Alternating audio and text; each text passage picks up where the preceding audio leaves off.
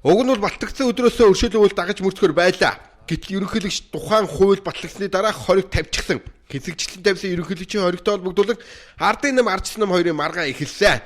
Улсыг урдах хууль зүйн байнгын хорог ардчсан нам хуралдуулахгүй гэсэн бол ардын нам 11 саналаа аваад их хурлаар хилцүүлэх хэрэгтэй гэж хэлсэн. Өнөөдрийн хууль зүйн байнгын хорооны хуралдаанаар ардын намын сандыг нийт гишүүд дэмжсэн.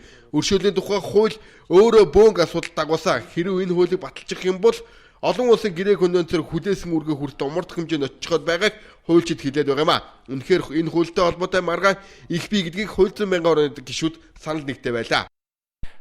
Энэ ямар учиртай саналыг үндсэн хуулийн цэцэд явуулаад юу болоод байгаа юм бэ? Энд нэг хариулт хэлж өгөөч. Дээчүүг санал тавьсан бол тэрийг автоматар үндсэн хуулийн цэцэд хурлаараа хэлцэж эцэслэн шийдвэрлэдэг хуулийн заалттай юм л да. 3 үндслээр бол бид бичсэн. Тэгээд энд ямар заалтаа зөрчсөн бэ үндсэн хуулийн гэдэг юуг бол товчхон би та нарт бас хэлчихье. За энэ үндсэн хуулийн 1-р зүйлийн 2 дахь хэсэгт заасан шударга ёс хууль дээдлэхэд төрийн үйл ажиллагааны үндсэн зарчим өнгөс энэ залтыг зөрчсөн юм байна. Монгол улс олон улсын эрх зүйн нийтээр хүлээсэн зөвшөөрсөн хэв хэмжээ зарчмыг баримталж энхийг эрхэмсэн гадаад бодлого явуулна гэсэн энэ үндсэн хуулийн залтыг зөрчсөн юм байна. Мөн Монгол улс олон улсын гэрээгээр хүлээсэн үүргээ шударгаар сахин биелүүлнэ.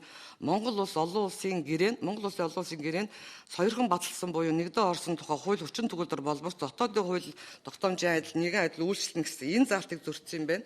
Хүн бүр хууль шүүхийн өмнө эргэтгэж байна гэсэн энэ залтыг зөрчсөн юм байна. Өөрийн буюу өөрийн эсрэг мэдүүлэг өгөхгүй байх, шударга шүүхээр шүүлгэх, шүүгэх ажиллагаанд биеэр оролцох, шүүхийн шийдвэрийг дав залтах, өөрийнхөө эсрэг мэдүүлэг өгөхийг шаарддаг хоригдно гэсэн энэ залтыг бас зөрчсөн юм байна.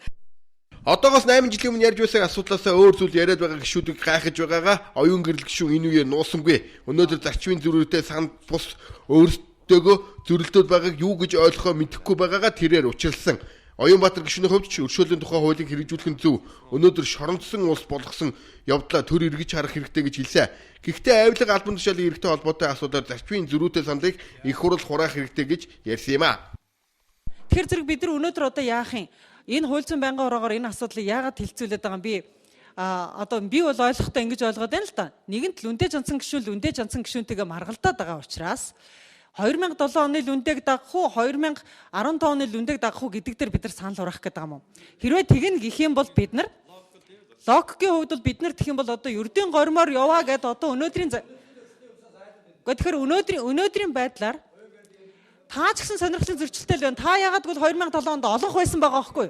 Та өөрийнхөө батлсан хуультайгаа өөрөө маргаад байгаа шүү дээ өнөөдөр. Өнөөдрийн шорон гямдан ингэж Монгол хүнээр дүүрчсэн 1500 хүний шорон одоо бариад дахиад энийг одоо багтах сав байхгүй ийм ажил явуулж байгааг одоо үнэхээр энэ хууль эрх зүйн бодлогод бид одоо өөрчлөлт хийхгүй болохгүй.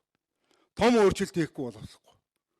Авилгал газар авсан нь үнэн. Гэхдээ энэнийхэн төлөө өнөөдөр хувийн тооцоо боддог ийм тогтолцоо байж болохгүй. Тэр хэн уран цэцэг хэлж байлаа. Үнэхээр хүний эрхийн хууль тогтоомжууд Монгол завхруулж байгаа шүү дээ. Одоогийн дэмжлэг хүлээлгөө цөөнх болсон энэхүү саналд албан тушаалын гэмт хэрэг хууль бусаар хөрөнгөцсөн хэрэгүүдийг өршөөлт хамруулж болохгүй гэсэн санал багцаа. Эдгээр сандыг улсын хурлын гишүүд Бямцогт нэмд орж лүндэ жинсэнээр гаргасан байсан. Өнөөдрийн хурлаанаас нийт гишүүдийн 90% дэмжлэг хүлээж чуулганы хурлаанаар хилцэгдэхээр болж байна. Ийхүү өршөөлийн хуулийн төсөл 11 зүйл заалт бүрээр санал хураалахар болж энэхүү томьёолоо чуулганы хурлаан руу оруулахар боллоо.